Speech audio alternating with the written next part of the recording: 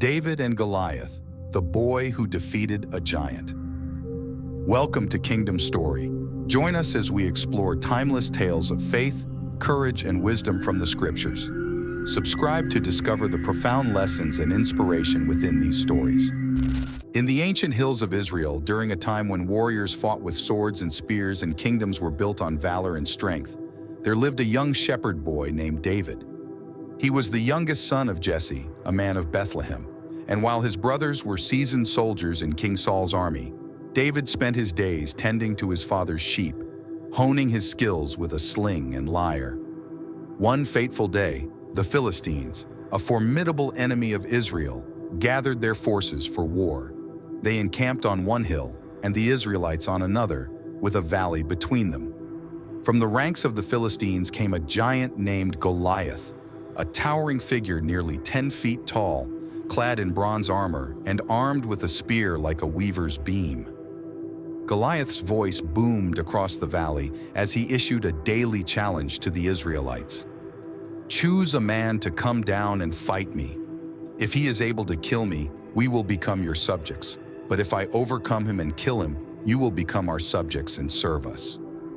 For 40 days, Goliath taunted the Israelites, instilling fear and dismay. No one dared to face the giant. The men of Israel were dismayed and greatly afraid, including King Saul, who was the tallest and most imposing of all Israel's warriors, yet even he was daunted by Goliath's challenge. One day, Jesse sent David to the battlefield to deliver food to his brothers and bring back news of their well-being. As David arrived, he heard Goliath's challenge and saw the fear in the eyes of the Israelite soldiers. His heart burned with indignation at the giant's blasphemous taunts and the dishonor he heaped upon the armies of the living God. "Who is this uncircumcised Philistine that he should defy the armies of the living God?" David asked. His words reached King Saul, who summoned him. Standing before the king, David declared, "Let no one lose heart on account of this Philistine. Your servant will go and fight him." Saul looked at the young shepherd boy with a mix of doubt and curiosity. David was small in stature and lacked the battle experience of seasoned warriors. "You are not able to go against this Philistine to fight him," Saul said. "You are only a young man, and he has been a warrior from his youth."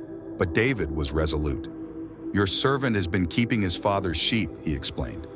"When a lion or a bear came and carried off a sheep from the flock, I went after it, struck it, and rescued the sheep from its mouth. When it turned on me, I seized it by its hair, struck it, and killed it. Your servant has killed both the lion and the bear.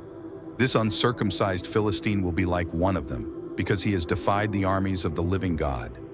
The Lord who rescued me from the paw of the lion and the paw of the bear will rescue me from the hand of this Philistine." Convinced by David's unwavering faith and courage, Saul agreed. He offered David his own armor, but it was too cumbersome for the young shepherd. David chose instead to face Goliath with his simple tools: his staff, a sling, and 5 smooth stones from a brook.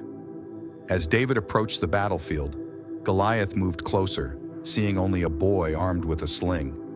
He scoffed and jeered, "Am I a dog that you come at me with sticks?" He cursed David by his gods and threatened to feed his flesh to the birds and wild animals. Undeterred, David replied, "You come against me with sword and spear and javelin, but I come against you in the name of the Lord Almighty, the God of the armies of Israel, whom you have defied. This day the Lord will deliver you into my hands, and I'll strike you down and cut off your head. This very day I will give the carcasses of the Philistine army to the birds and the wild animals, and the whole world will know that there is a God in Israel. All those gathered here will know that it is not by sword or spear that the Lord saves. For the battle is the Lord's, and he will give all of you into our hands."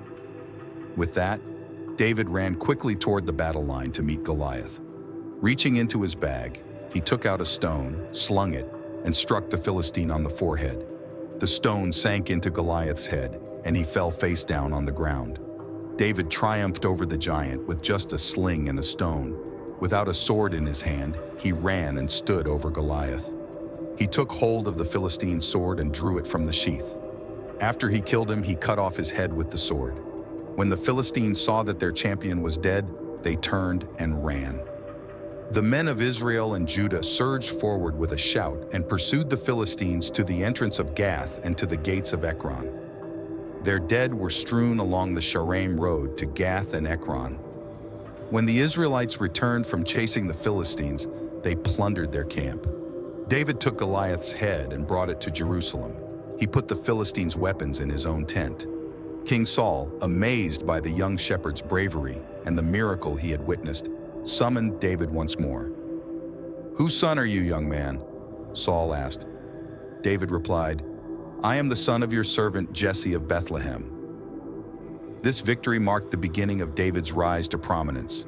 He became a beloved figure in Israel, known not just for his music and poetry, but for his unmatched bravery and unwavering faith in God.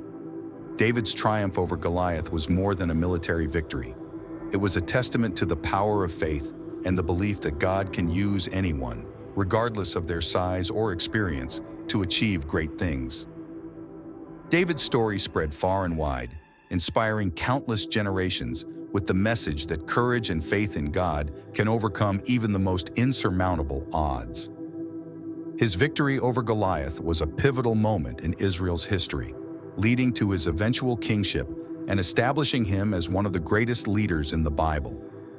In the years that followed, David faced many challenges and adversities, but the story of his defeat of Goliath remained a cornerstone of his legacy. It was a powerful reminder that God does not look at outward appearances, but at the heart, and that with faith, even a shepherd boy can become a giant slayer and a king. Thank you for joining us on Kingdom Story. Remember to like, subscribe, and hit the bell icon to stay connected with our spiritual journey. Until next time, may you find peace and inspiration in the stories of faith and wisdom.